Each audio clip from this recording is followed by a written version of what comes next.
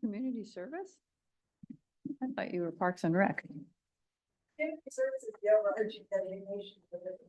How much do I know? I've only been on the city council for 6 years.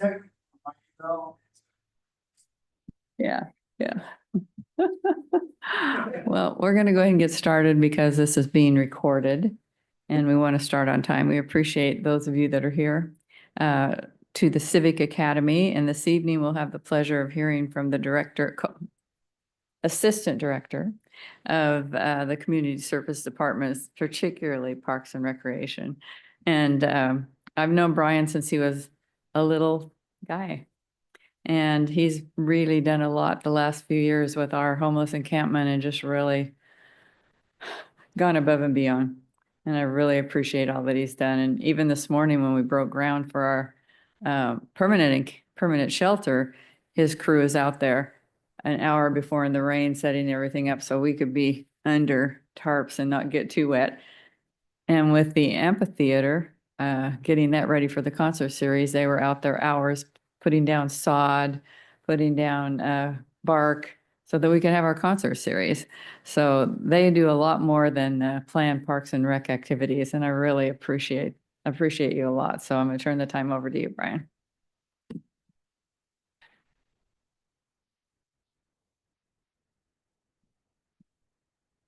Okay, thank you very much, Mayor. Appreciate that. That means a lot, it really does. So when I'm going to go ahead and get started here, I'll be giving our presentation tonight on the Community Services Department and once again, Community Services, Parks and Rec. And as you'll see through here, we'll go over the many very different departments we have as well. I'll also be asking Heidi Clark, who is our librarian, to come up and speak when it gets to that point as well. So I'll get started with the first page. First page has our mission statement, and I'm not going to go over a whole mission statement here. But basically, we're here to provide great experiences, enhance community development, and basically facilitate different programs, strengthen community, support economic development. I think it's very important in your Parks and Recreation Department, which is your community service department and library, senior center. You want people to come to your community, so you have to provide activities for your community as well.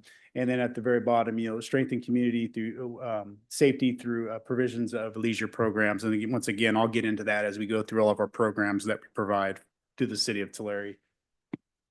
The first slide I'm going to go with is our Parks Division. Our Parks Division is ran by our Parks Manager, who is Ivan Nakar. As you see on here, we have a total of 377 total acres, 24 parks, 5 miles of trail, 4.5 miles of greenbelts, 13 public buildings, 23 lighting and landscape districts, which I'll get into that in a little bit, 10 downtown parking lots, which, yes, our Parks Department does maintain our parking lots. And that's all maintained by 13 full-time staff, 3 seasonal staff, and 2 maintenance contractors. So if you think about it, that's 13 staff. And usually during the week, that's only about probably 10 staff because the other 3, they're kind of rotating and they work on weekends. So there's a lot that they do for kind of a small minimal amount of staff. So the next slide here, one of our grants that we got, which was really big for Tulare. If you've ever been by Prosperity Sports Park, you'll see the basketball courts that are out there. One thing we decided that those are heavily used, and they're used at all times of the day and during the night. So we actually got a per capita grant, and with that grant, we were able to add another basketball court with a bench and lights. And even to this day, when you go by there, that was a huge asset to the community, huge asset. We're very proud of that basketball court as well. And once again, if you go to try to rent a space to play basketball, you have to pay because it's rent. There, it's just free. You can go out there and play as you might. The next slide here is our dog park. If you've been around and you're aware of it, the dog park is finally coming about. This will be the city's first dog park. You'll see amenities in there as a shade structure. There'll be trees, of course, for shading, drinking fountains.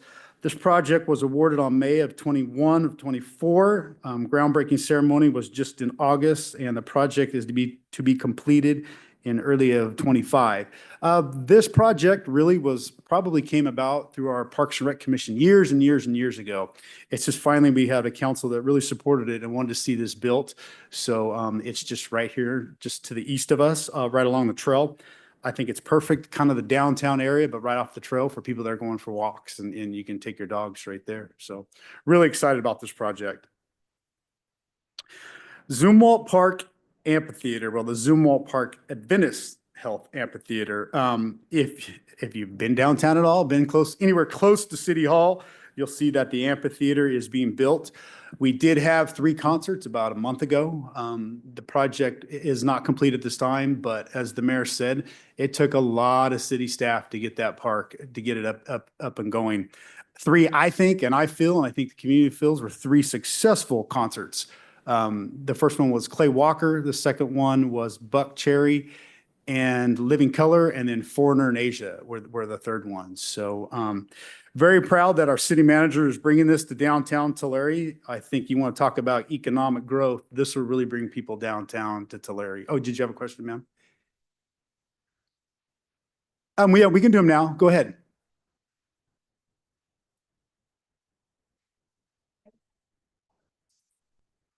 They were already over.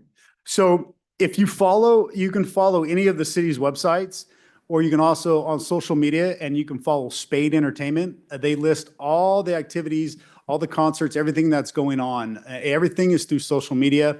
When the concerts come back around, which will be, don't quote me here, late March, early April, we will do flyers throughout the community, but follow Spade Entertainment.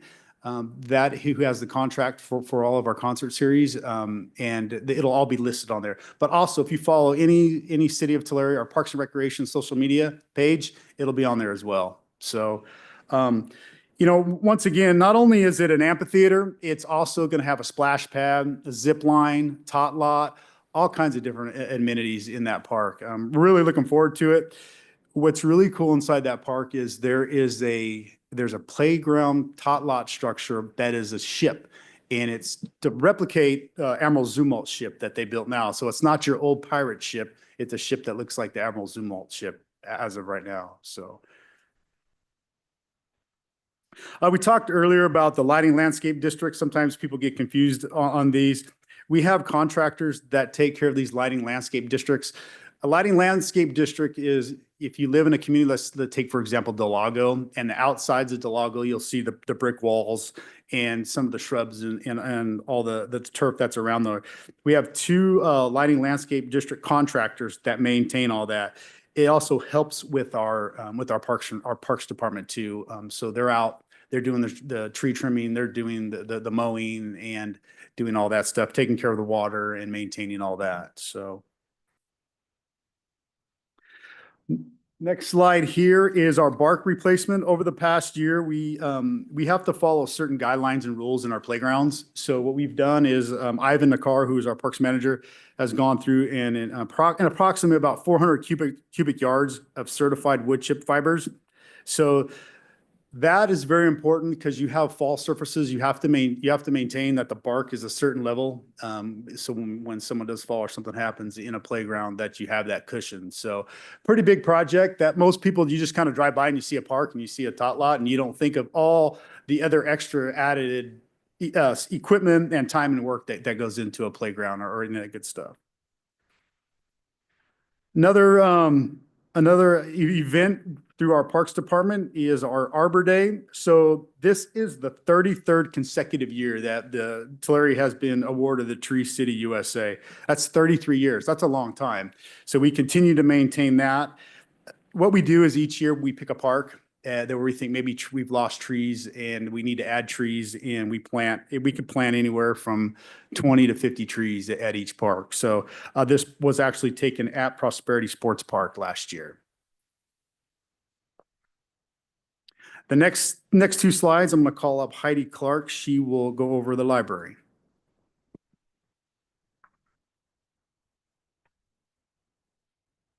Hi, Linda. How are you? Good. Thank you all. My name's Heidi. I am the library manager. We are in this facility actually because the library is just across the walkway. And this facility will celebrate its 15th year next year. So we are working on plans for what that looks like. But for the last year, you can see a lot of the things we have done. So we have a variety of both programs and services. including our story times. We offer a story time once a week. It's every Friday morning from 11:15. We alternate between a standard language English program and a bilingual program. So we take turns with that. We have our book clubs. We have 2 of them on the second Saturday and the final Thursday of each month. We offer crafts for both adults and children. And those programs, some of them are takeaway crafts and some of them are events that take place here in the building. We have Builder Zone, which, as I like to say, is just our fancy name for Lego Day, which takes place the final Saturday of each month for the kids. We have movies. We have the Noon Kiwanis has very graciously sponsored the movie license for us. So we are allowed to play some of the first run movies. We show them in this space, usually the first Saturday of the month, and then sometimes special occasions as well. We are the local passport acceptance facility. So if you are in need of a passport or if you have any questions regarding passports, you are more than welcome to call or come on in or check our website. All of that information is there as well. One of the programs that we're especially proud of is the next one listed there. It's called Career Online High School. This is a program that was originally grant funded, but the state has now basically picked up all of the costs for it. And it allows residents of the city who are 19 and up, who never achieved their high school diploma, to achieve a high school diploma and a career certificate. We have in this community 6 people who have graduated in the last year and a half.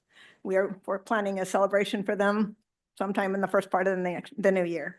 And so that's really exciting to see that. One of the ones who graduated a couple of years ago was actually the grandmother of one of the young ladies who works for me. So it's an amazing step for them.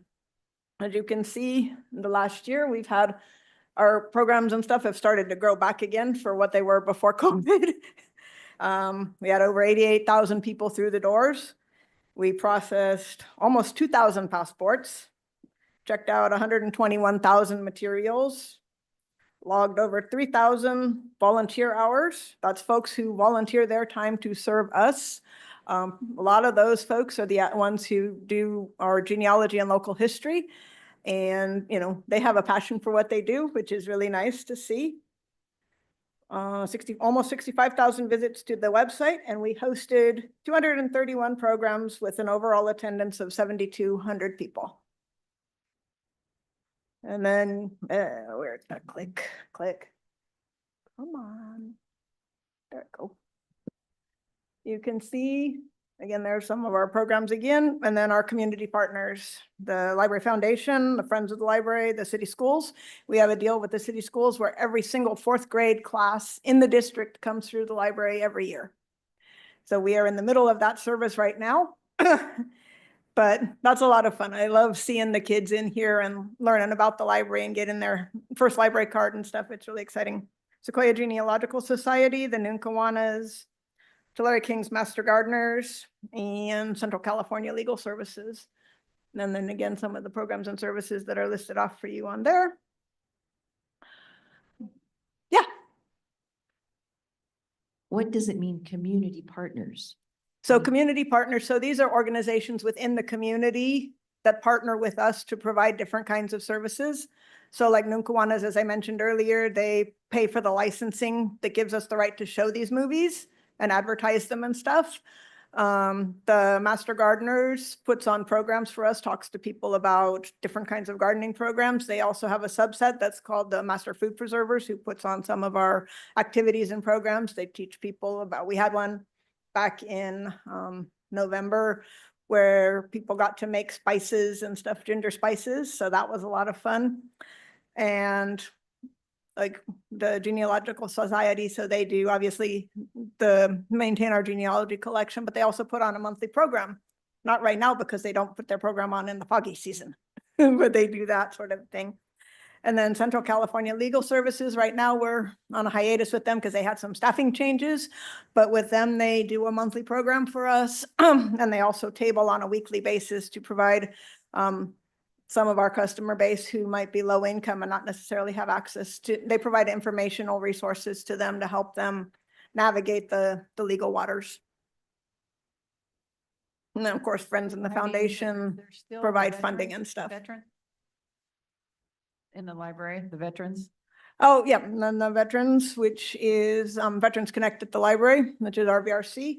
And so that's a program, again, we're started out grant funded and is now just part of the inset part of what we do. Right now I have one young lady who is actually the spouse of a veteran who is working on that in that center for me, but getting paid through the VA. And that's a program that connects our veteran community and their families and partners and spouses and kids to the resources that are available to them, because a lot of the times when they muster out, there's a lot of information overload that happens, and sometimes they need a place. And when the VA started talking to folks, they realized that libraries are a really good place to partner with for that sort of a thing. So libraries are lots more than books now. And if you have any questions, I'm absolutely open to hearing them at some point.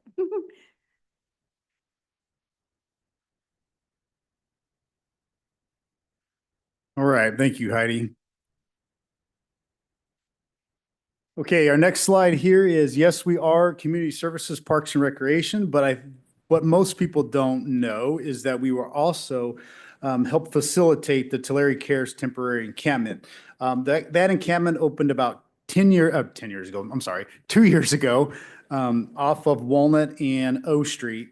And you'll see on this slide, this is a slide that represents, you'll see the boxed areas where some of the tents are, what's available, what's not available. But if you look at the top, as of right now, right around, we're about 125 guests, give or take. Some of the services that are offered out there, there's trash services, porta potties, showers, there's security guard. The city does have staffing out there. We have a coordinator that is out there. We also have a park ranger that's out there.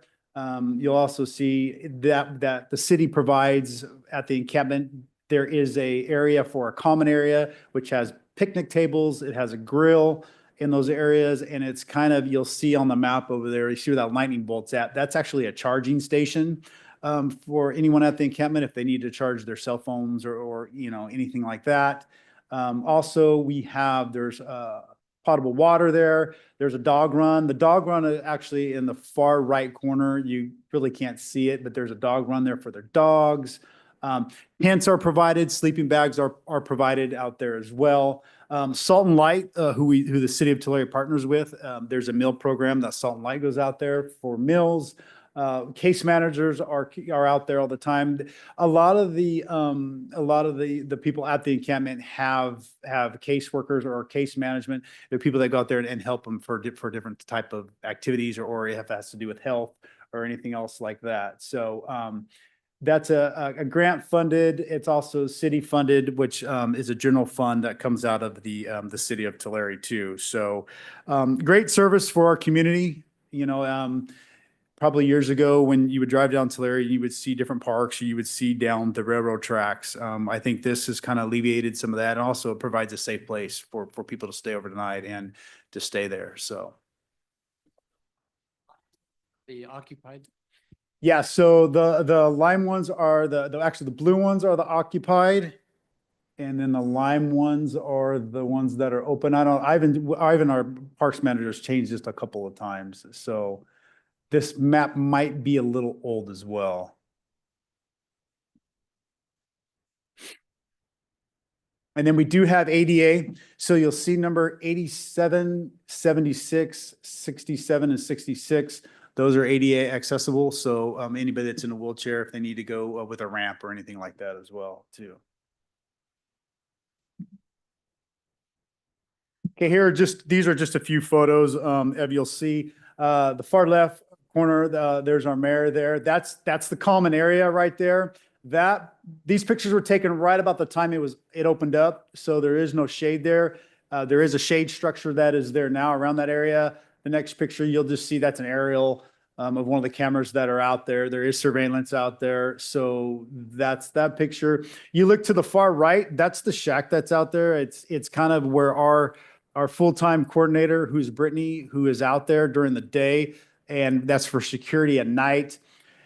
You'll see here at the bottom left, those are pallets. What we did with those pallets, we put 4 pallets together on plywood, so the tents weren't sitting directly on the ground.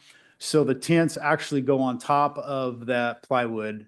So that's that right there. And then you just see construction. You'll see on the far right, that's the dog run that we were talking about that we made available as well too. So.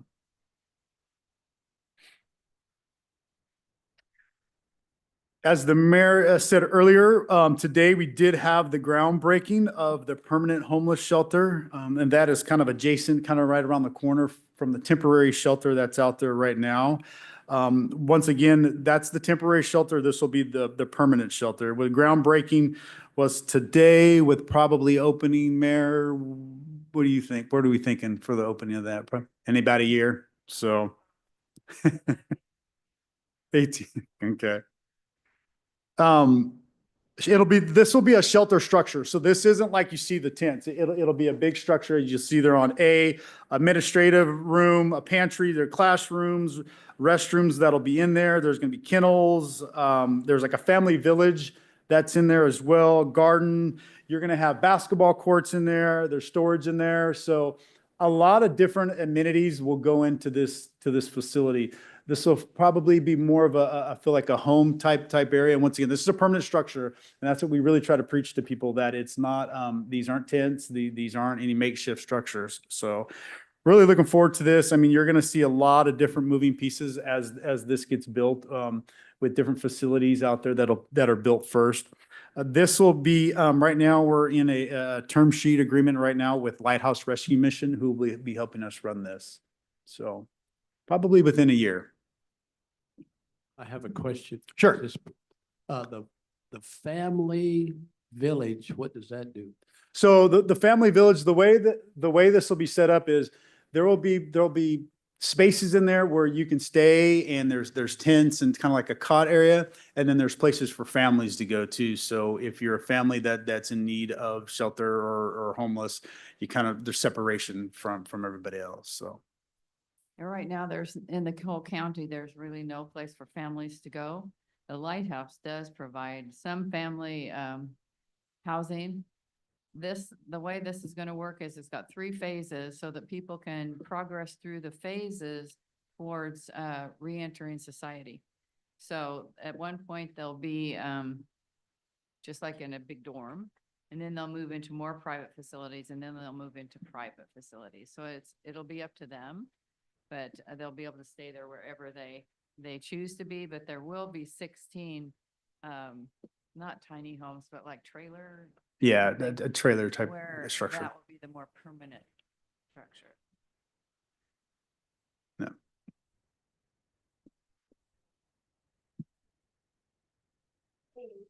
The shelter structure.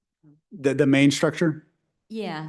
What is that like inside there? I mean, is that for single people, and is it male and females all together in one building, or how Well, does that work?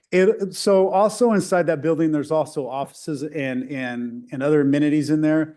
But I believe everybody will kind of be mixed in that facility. And then I think the thing is to separate people out. I don't know, Mara, if you want to comment on that. On the first phase, it is like a dorm. There will be a women's and a men's, so they'll be separated in that way. The second phase, then there's the walls. So they'll actually have some privacy. And the third phase is actually like a tiny house.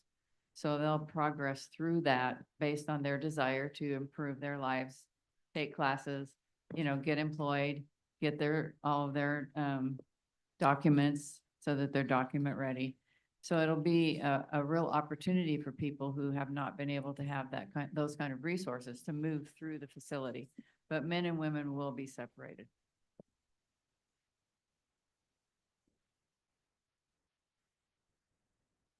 Okay, so recreation. So this is where I get really excited. This is where I started in 1998 with the city of Tulare, long time ago, as the recreation team coordinator. As you'll see in the recreation division, a variety of 50 programs that we offer for youth and teens. And remember, this is just recreation. We'll get to the seniors, which is a whole nother component. This is run by 5 full-time staff, which we have one here today, Caitlin Lusk. We also have Mike Capote and Lindsay Vasquez and Ashley Winslow, who kind of jumps back and forth from the senior center along with the rec department. At any given time, we can have 215 part-time staff. That's working in one day. So that is a lot of part-time staff. But as I go through the slides here, you'll see where all those 215 slide in here. The next slide here, this just has some of our programs that we like to highlight. Our Best Club, bringing everyone's strengths together. That's our after-school program, which I'll talk about on the next slide. Some of our pre-sports programs, which you got to remember, a lot of our programs are recreation-based programs. So they're recreation-based to get people into the Cal Ripken, the ASA softball, and to the other programs. Our tennis instructions, our after-school sports. We still have our little kickers, little sluggers, little dunkers. Once again, those are programs that we start from about 4 to 7 years old for the youth. Our Junior Fire Academy, which we co-sponsorship, the fire department helps us out a lot with that. Our Tiny Tots program, which is 2 and under. And then when parents are working and kids are off on break, we offer spring camps, summer camps, winter camps. Another program we're really proud of is our aquatics program. That is a huge program in the summer that's held at Tulare Western. We also do some fun stuff like our letters to Santa, our letters to Jack Skellington. We do have programs that are for adaptive and exclusive sports. And then of course we always have our little dancers, tumblers, and some of our other programs. The Dancers and Tumblers program, if you had anybody that has been in dancing or tumbling, it's very, very expensive. So we offer a program that's a little cheaper for the community so they can participate in. Also offer adult programs, as you're seeing here, adult softball. Once again, as I explained earlier at PSP, that is our Prosperity Sports Park softball complex, where we have softball tournaments almost every weekend. We also have an adult league that runs spring, summer, and fall, about an average of 40 teams in each division that's out there. Volleyball, we have an adult volleyball program that is running basically right now all year round. We just keep running it as people want it. There's about 8 to 10 teams that are involved in that program, and that's at the Teen Center on 8th Street. We have a tennis program that's for adults. We had a master plan done over a year and a half ago, and what stated in our master plan is we needed more activities for adults, exercise classes. So it's actually Caitlin was the one who we have Zumba and yoga classes as well now. Some of our family events that we have, we've been doing these for a while. Movies in the Park. Movies in the Park are done on the 4th Saturdays in July. Why they're done in July? Because July is Parks and Rec month, so that's when we do these movies in the park. We usually pick 4 parks. I think we're 3, but we try to go with 4 parks. And every Friday night in July, we show a movie. So, and it's free, absolutely free to the public. So, once again, our swim instructions, some of the other programs we offer, just to kind of the fun little programs here are Lights, Sights, and Holiday Nights. That is our Christmas decorating contest that we do. Fishing derby, we just had our fishing derby, which was last week at Del Lago. It's a trout fishing derby, and we had 250 participants out at that. So that was last Saturday. Our spring carnival, which is usually done at Zumwalt, we've moved it now to Prosperity Sports Park. We usually have about, probably about 1,000 people attend that event. So really, yeah, really big event. Some of the events that we have as far as holiday related, which is going on right now at the Senior Center, is the Cookies Cocoa with Santa. Ashley Winslow at the Senior Center puts this on. Pretty cool. You go over there, there's cookies, there's hot chocolate, there's coffee.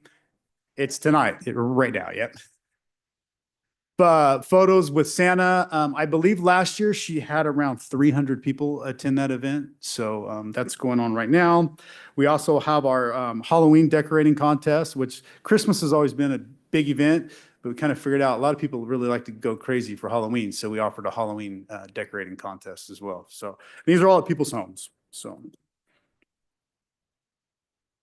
next slide here, I brought up Best Club earlier, one of our biggest programs. That's 1,000 kids a day. So that's at 8 different school sites. So not each 8 different school sites has 1,000 kids, but that's 1,000 kids each day. So in our after-school sports programs, which is after-school soccer and basketball, about 200 kids involved in that. Some of our other programs that I mentioned earlier are the Little Dunkers, Little Sluggers, Little Kickers, about 500 involved in that. Our 3 camps, about 350 involved in that. This past summer, we had over 800 kids involved in our swim program. The Fire Academy, 30. 750 kids wrote letters to Jack Skellington and Santa. So that was Jack Skellington this past and then last Santa. And those letters are being done right now as well, too. In addition to that, we also provide, once again, 215 part-time jobs. So you have these programs for the community, but you also have an opportunity for the youth and for anybody for a job too as well. So, and a lot of the part-time staff we see, they come back for other programs as well. Okay, the next slide here is our senior center. I'm very proud that we are up and down the valley are probably one of the only cities that has a full functioning senior center. And what I mean by that is we provide recreational activities and we also provide meals. Some senior programs or towns might just provide a meal and no programs. Some provide programs with no meals. So if you see on here, the Tulare Senior Community Centers offer daily meals to persons 60 and over through a hot meal or a frozen meal as well. On an average, the Tulare Senior Center provides 3,000 hot meals each month to seniors in our community. On an average, they provide 750 frozen meals. And then during the holidays, Ashley does a Thanksgiving and a Christmas giveaway. It's called a food box. I think if I'm right, the last one she did was close to 400, which was for Thanksgiving. So we have one coming up, which is, I believe, December the 23rd for Christmas. And one note on there is, I believe, if my notes were correct, from 2019 to 2024, our meal count has gone up 35,000 a year. Where are the meals prepared? Right at the senior center? Right at the senior center. Yeah, we have a caterer. We have a full functioning kitchen in the back, so that we have a contract with the caterer and they prepare the meals there. So, yeah, they're really good meals too. I eat there all the time. They're great. Not only does the senior center offer the meal program, there's also recreational opportunities there too as well. So if you'll see on here, on average, 200 people participate, and all of our programs there are free. So recreational opportunities there that are free. On an average, 200 people participate in bingo each month, and then there's also dance that they have on Friday nights as well. There's also programs that legal services and other programs or people that Ashley brings in as well to help out the seniors, and we're always looking for new ideas as well too. So that concludes my presentation. As you'll see in there, community services is just not all Parks and Rec. I think sometimes people forget there's the library that's in there. There's a senior center that's in there. There's also the temporary encampment that's in there. So a full functioning department run by a few. I really appreciate our staff. I think we have a great staff. Very fortunate to have the staff that we have that puts in the manpowers and the extra time. So do you have any questions for me?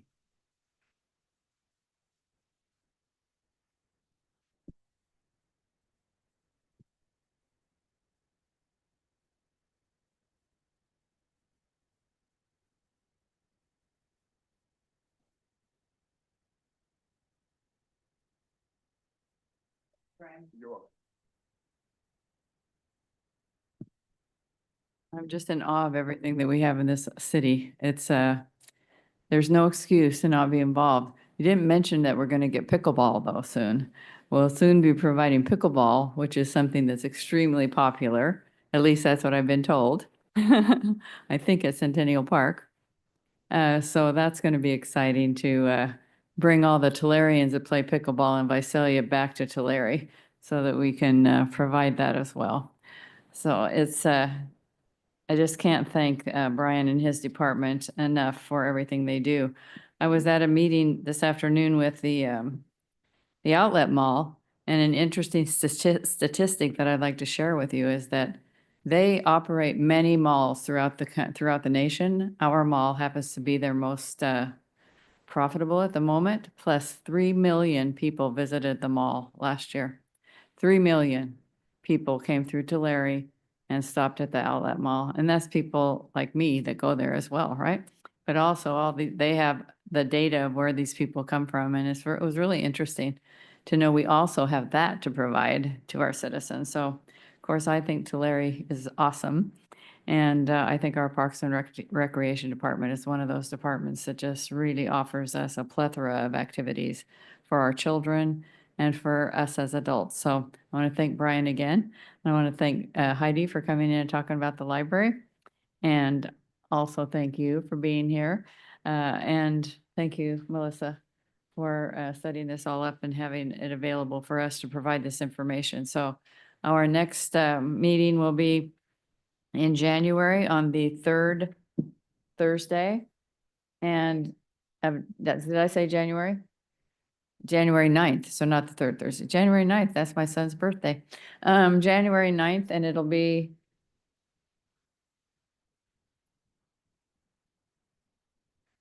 Michael?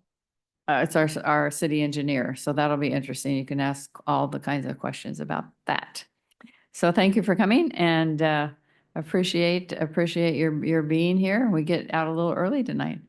You can go to the Santa Claus cocoa and cookies, or I'm going to go to the Chambers Christmas party. So thank you.